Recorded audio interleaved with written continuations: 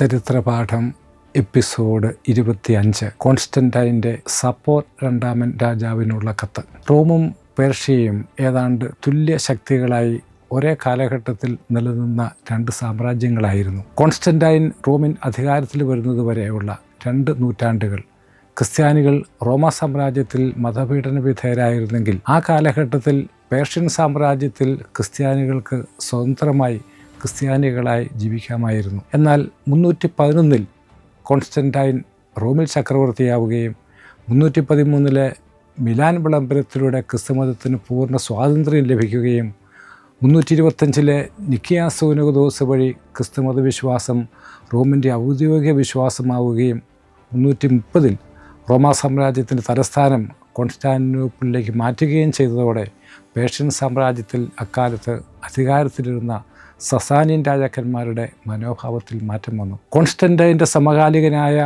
309 പേർഷ്യയിൽ അധികാരത്തിൽ വന്ന സസാനിയൻ വംശത്തിലെ 5ാമത്തെ അധികാരിയായ സപ്പോർ രണ്ടാമൻ റോമാ സാമ്രാജ്യത്തോടുള്ള ശത്രുത വർദ്ധിപ്പിക്കാൻ ഒരു പ്രധാന കാരണമായി കണ്ടത് ക്രിസ്തുമതമാണ്. ശത്രുരാജ്യമായ റോം ക്രിസ്തുമതം ഔദ്യോഗിക മതമായി സ്വീകരിച്ചത് സ്വരാഷ്ട്രീയൻ മതവിശ്വാസിയായ സപ്പോറിനെ പ്രകോപിപ്പിക്കുകയും ക്രിസ്തുമതത്തെ ശത്രുമതമായി കാണാൻ തുടങ്ങുകയും ചെയ്തു. അതോടെ ക്രൈസ്തവരോടുള്ള സപ്പോറിൻ്റെ മനോഭാവത്തിന് മാറ്റം വന്നു. നിക്കിയ സൂനകദോസോടെ ലോകമെമ്പാടുമുള്ള ക്രൈസ്തവരുടെ സംരക്ഷകനായി കോൺസ്റ്റന്റൈനെ സപ്പോർ രണ്ടാമൻ കണ്ടു. ഈ 2 സാമ്രാജ്യങ്ങളുടെ ഇടയിൽ കിടന്നിരുന്ന അർമേനിയ പൂർണ്ണമായും ക്രിസ്തുമതം സ്വീകരിച്ചതും സപ്പോറിനെ പ്രകോപിപ്പിച്ച ഒരു കാര്യമാണ്. ആ രാജ്യം കേന്ദ്രീകരിച്ച് കോൺസ്റ്റന്റൈൻ പേർഷ്യൻ സാമ്രാജ്യം കീഴടക്കും എന്ന് അദ്ദേഹം കരുതി. റോമ സാമ്രാജ്യത്തിൻ്റെ തലസ്ഥാനം കോൺസ്റ്റാന്റിനോപ്പിളിലേക്ക് മാറ്റിയത് ഈ ചിന്തയെ ശക്തിപ്പെടുത്തി. ഇവയെല്ലാം ക്രൈസ്തവർക്കെതിരെ മതപീഡനം തുടങ്ങാൻ സപ്പോർ രണ്ടാമനെ പ്രേരിപ്പിച്ച ഘടകങ്ങളാണ്. തൻ്റെ സാമ്രാജ്യം സുരക്ഷിതമാക്കാൻ കനത്ത നികുതി ക്രിസ്ത്യാനികളുടെ മേൽ ചുമത്തി പീഡനങ്ങൾ ആരംഭിച്ചു. പേർഷ്യൻ ക്രിസ്ത്യാനികൾ പീഡനവിധേയരാകുന്നുവെന്ന് കേട്ട റോമൻ ചക്രവർത്തി കോൺസ്റ്റന്റൈൻ രോഷാകുലനാവുകയും നീരസം പ്രകടിപ്പിക്കുകയും ചെയ്തു. അവർക്ക് സഹായം ചെയ്യാൻ അദ്ദേഹം വളരെ താല്പര്യപൂർവ്വം ആഗ്രഹിച്ചു. എന്നാൽ അതെങ്ങനെ സാധിക്കും എന്ന് അദ്ദേഹത്തിന് അറിവില്ലായിരുന്നു. ഈ സമയത്താണ് പേർഷ്യൻ രാജാവിൻ്റെ കൊട്ടാരത്തിൽ നിന്ന് ചില പ്രതിനിധികൾ റോമൻ ചക്രവർത്തിയുടെ അടുത്തെത്തുന്നത്. ചക്രവർത്തി അവരുടെ അപേക്ഷകൾ അംഗീകരിച്ച് അവരെ പറഞ്ഞയച്ചു.